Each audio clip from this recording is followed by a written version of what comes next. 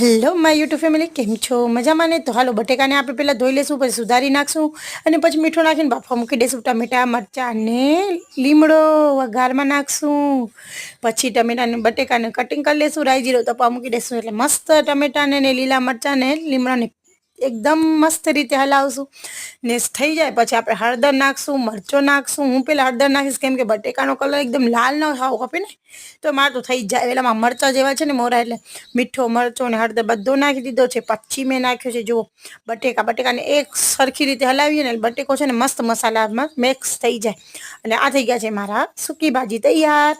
અને આજે મેં બનાવી છે સૂકી ભાજી, પૂરી અને શ્રીખંડ. તો આ દિવ્યાંશભાઈ જો વચમાં બંટી કટાળો કરે છે. બંટી પણ આજે હેરાન થઈ ગયો કેમ કે એને પેટમાં દુખે છે, એની તબિયત સારી નથી એટલે. અને આ મેં દિવ્યાંશ માટે પૂરી તરી છે જો ત્રિકોણી, એને આવી રીતે ખાવી દીધું. મેં કીધું હાલ તારા માટે આવી રીતે આજ બનાવું. વિડીયો પસંદ આવે તો લાઈક, શેર, સબસ્ક્રાઈબ કરતા ના